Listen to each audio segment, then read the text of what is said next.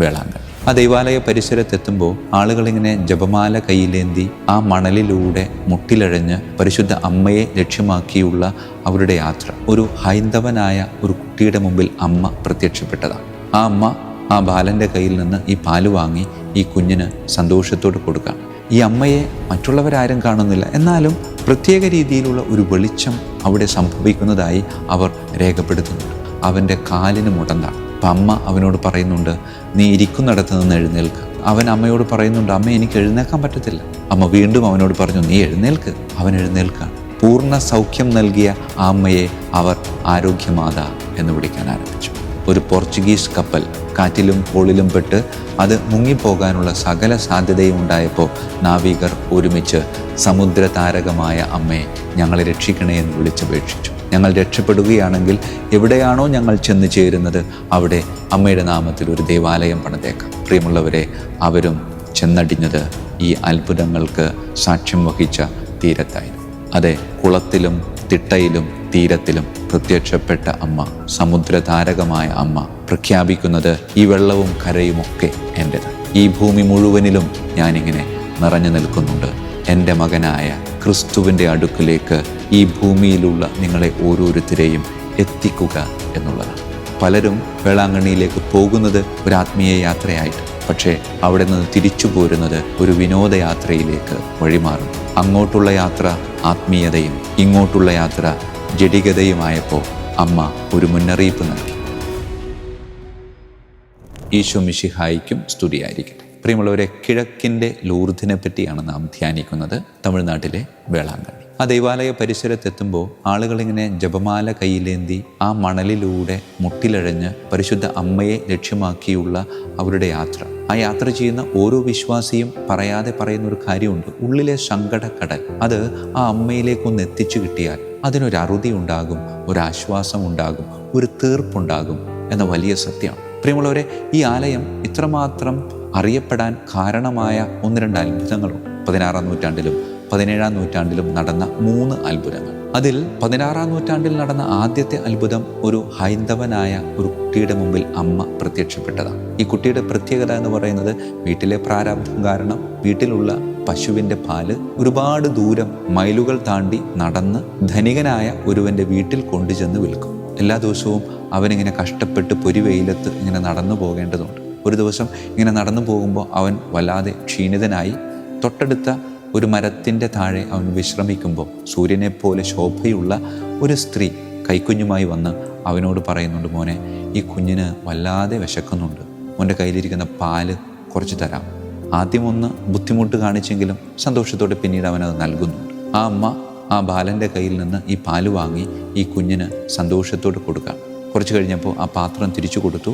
അമ്മ അവിടെ നിന്ന് അപ്രത്യക്ഷമായി. ഇവന് വല്ലാത്ത സങ്കടമുണ്ട്. കാരണം ഏതാണ്ട് പാതി തീർന്ന പാലും പാത്രവുമായി ഈ ധനികൻ്റെ വീട്ടിൽ ചെല്ലുമ്പോൾ വഴക്ക് കേൾക്കും തീർച്ചയാണ്. അങ്ങനെ വഴക്ക് പ്രതീക്ഷിച്ച് ഈ ധനികൻ്റെ അടുക്കിലേക്ക് പകുതി തീർന്ന പാലും പാത്രം കൊടുക്കുകയാണ്. വഴക്ക് കേൾക്കുമല്ലോ എന്ന് കരുതി തലകുമ്പിട്ട് നിന്ന ആ ബാലനോട് ഈ ധനികനായവൻ അന്ന് ചോദിച്ചത് ഇങ്ങനെയാണ്, എടാ, ഇന്നെന്താണ് പാല് ഇത്ര കൂടുതൽ?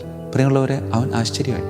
വഴക്ക് കേൾക്കും പാല് കുറവായതിൻ്റെ പേരിൽ എന്ന് പ്രതീക്ഷിച്ചവൻ പാല് കൂടുതലാണല്ലോ എന്ന് ധനികൻ പറഞ്ഞപ്പോൾ അവനും ആകാംക്ഷയായി. പാത്രം തുറന്നു നോക്കിയപ്പോൾ സാധാരണ കൊണ്ടുവരാറുള്ളതിനേക്കാൾ കൂടുതൽ പാല് അവൻ അതിൽ കാണാം.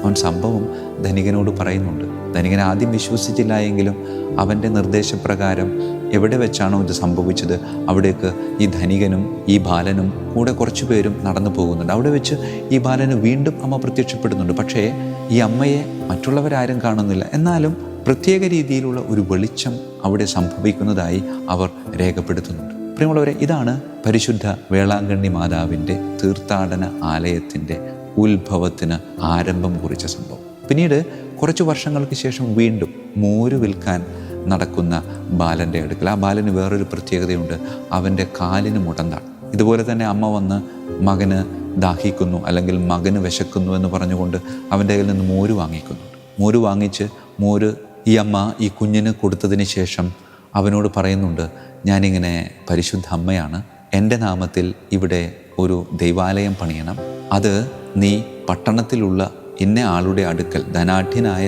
ഒരാളുടെ അടുക്കൽ പോയി പറയണമെന്ന് പറയും. അപ്പോൾ ഈ കുഞ്ഞ് പറയുന്നുണ്ട്, അമ്മ എനിക്ക് താല്പര്യമുണ്ട്, പക്ഷേ അവിടെ വരെ നടക്കാനുള്ള ആരോഗ്യം എൻ്റെ ഈ കാലുകൾക്ക് ഇല്ലാത്തതുകൊണ്ട് ഞാൻ എങ്ങനെ ചെയ്യും അമ്മേ?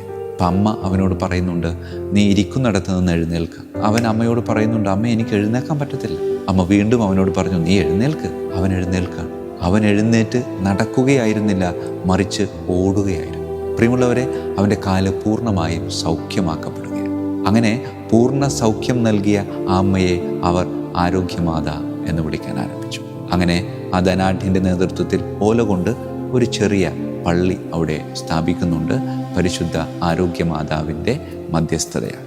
വീണ്ടും വർഷങ്ങൾ പിന്നിട്ട് 17-ാം നൂറ്റാണ്ടിൽ ഒരു പോർച്ചുഗീസ് കപ്പൽ യാതൊരു സാധ്യതയുമില്ല രക്ഷപ്പെടാൻ, കാറ്റിലും കോളിലും പെട്ട് അത് മുങ്ങിപ്പോകാനുള്ള സകല സാധ്യതയും ഉണ്ടായപ്പോൾ നാവികർ ഒരുമിച്ച് സമുദ്രതാരകമായ അമ്മയെ ഞങ്ങളെ രക്ഷിക്കണേ എന്ന് വിളിച്ചപേക്ഷിച്ചു. ഞങ്ങൾ രക്ഷപ്പെടുകയാണെങ്കിൽ എവിടെയാണോ ഞങ്ങൾ ചെന്ന് ചേരുന്നത് അവിടെ അമ്മയുടെ നാമത്തിൽ ഒരു ദേവാലയം പണിതേക്കാം. പ്രിയമുള്ളവരെ, അവരും ചെന്നടിഞ്ഞത് ഈ അത്ഭുതങ്ങൾക്ക് സാക്ഷ്യം വഹിച്ച തീരത്തായിരുന്നു.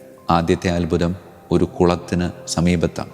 മാതാക്കുളം എന്ന പേരിൽ ഇപ്പോഴും അതവിടെ നിലനിൽക്കുന്നുണ്ട്. രണ്ടാമത്തെ അത്ഭുതം നാടുതിട്ട എന്ന് പറയുന്ന സ്ഥലത്താണ്, അതായത് ഉറച്ച ഒരു സ്ഥലത്താണ്. മൂന്നാമത്തെ അത്ഭുതം ഒരു തീരത്താണ്. അതെ, കുളത്തിലും തിട്ടയിലും തീരത്തിലും പ്രത്യക്ഷപ്പെട്ട അമ്മ, സമുദ്രതാരകമായ അമ്മ പ്രഖ്യാപിക്കുന്നത് ഈ വെള്ളവും കരയുമൊക്കെ എൻ്റെതാണ്. ഈ ഭൂമി മുഴുവനിലും ഞാനിങ്ങനെ നിറഞ്ഞു നിൽക്കുന്നുണ്ട്.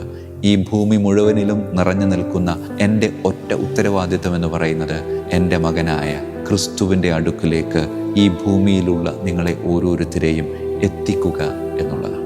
അതേ പ്രിയമുള്ളവരെ, പരിശുദ്ധ വേളാങ്കണ്ണി മാതാവ് നമ്മോട് ആഹ്വാനം ചെയ്യുന്ന വലിയൊരു ദൗത്യവും അതുതന്നെയാണ്. ഈ 3 അത്ഭുതങ്ങളിലൂടെയും അമ്മ നമ്മോട് ആവശ്യപ്പെടുന്ന 3 കാര്യങ്ങളാണ്. 1 കൊടുക്കുക, 2 എഴുന്നേൽക്കുക, 3 വിശ്വസിക്കുക.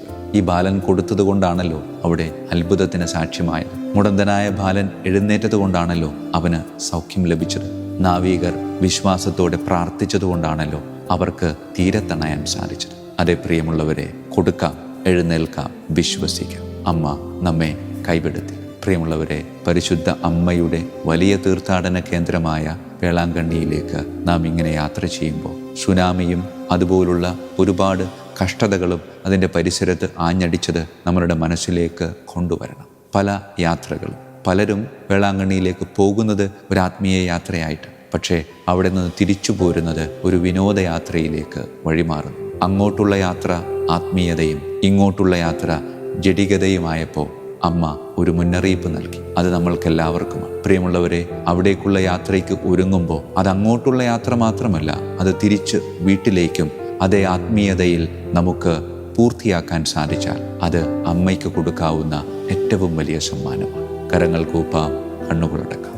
അമ്മേ മാതാവേ, ഞങ്ങൾക്കുള്ളത് നൽകുവാനും ഇരുന്നിടത്ത് നിന്ന് എഴുന്നേൽക്കുവാനും അങ്ങിൽ വിശ്വസിച്ച് അങ്ങ് ചൂണ്ടിക്കാണിച്ചു തരുന്ന സ്വർഗവാതിലിനോട് ചേർന്ന് സ്വർഗവാതിലിനെ ലക്ഷ്യമാക്കി യാത്ര ചെയ്യാനും അമ്മേ മാതാവേ, ഞങ്ങളെ ഓരോരുത്തരെയും അങ്ങ് പ്രത്യേകമായി ഒരുക്കണമേ. കർത്താവായ ക്രിസ്തു വഴി ഞങ്ങൾ സമർപ്പിക്കുന്ന പ്രാർത്ഥന കേട്ടരുളണമേ. ആമേൻ.